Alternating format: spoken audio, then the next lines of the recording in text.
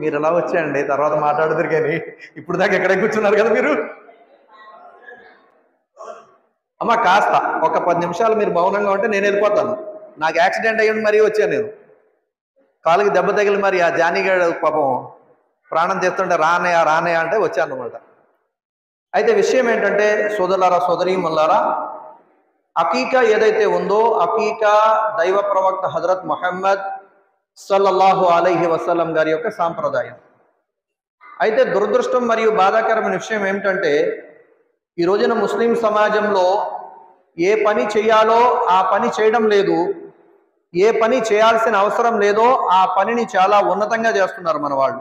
కొందరు ఏ పని చేయాల్సిన అవసరం లేదు, ఖత్నాకి హడావిడి చేయాల్సిన అవసరం లేదు. ఖత్నా అంటారు కదండి, ఖత్నా ఫంక్షన్, దానికి హడావిడి చేయాల్సిన అవసరం లేదు మగపిల్లవాడికి.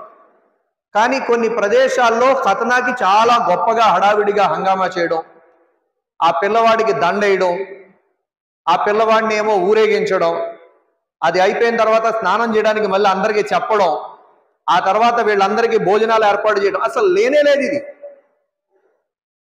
అంటే షరియతులో ఏదైతే లేదో ఆ పని కొంతమంది చాలా ఉన్నతంగా చేస్తున్నారు, అల్లాహ్ క్షమించుగాక. ఇంకొద్దిమంది ఏం చేస్తారంటే ఆడపిల్లకి మెచ్యూర్ ఫంక్షన్ చేస్తారు. అంటే పుష్పవతి అయింది కదా, ఈ పుష్పవతి అయినటువంటి ఫంక్షన్ చేయాలి కదా అని చెప్పేసి, అందరికీ చెప్పాలి కదా అని చెప్పేసి చేస్తూ ఉంటారు. కానీ ఇస్లాం యొక్క ధర్మంలో మెచ్యూర్ అయితే, అంటే పుష్పవతి అయితే కూతురు తండ్రికి తెలియనివ్వకూడదు. ఇస్లాం యొక్క ధర్మం ఎంత పవిత్రమైంది, ఎంత గౌరవనీయంగా ఆడబిడ్డలకి గౌరవిస్తుంది అంటే, ఆడపిల్ల పుష్పవతి అయితే ఆ విషయం, పెద్ద మనిషి అయిన విషయం తండ్రికి కూడా తెలియనివ్వకూడదు. ఎందుకంటే కొన్ని సిగ్గుపడే విషయాలు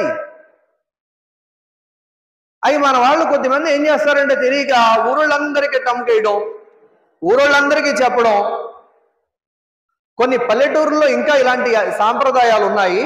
ఆ సాంప్రదాయాలు ఏంటంటే కనీసం 9 మందినన్నా పిలిచి అన్నం పెట్టొద్దా? తల్లి ప్రతి నెల జరుగుద్ది, ఇది మొదటిసారి జరిగింది, ప్రతి నెల 9 మంది కడతారా ఏంటి? ఆలోచించాలి కదా. ఇస్లాం ఏదైతే ఒక పని చేయొద్దందో దాంట్లో మనకి మేలు ఉంటుంది, ఏదైతే ఇస్లాం ఒక పని చేయమంటుందో అది చేయటంలోనే మనకి మేలు ఉంటుంది. ఇది అర్థం కావట్లేదు మన వాళ్ళకి, కొందరికి. చేయొద్దండి, ఎందుకు చేయొద్దండి? కొద్దిమంది ఏమంటారంటే లాజిక్, అందరికీ తెలిస్తే 10 మందికి సంబంధాలు వస్తాయి కదండి. నాయన సంబంధాలకు కరువేం లేదు, దానికోసం ఇంత హడావిడి చేయాల్సిన పని లేదు.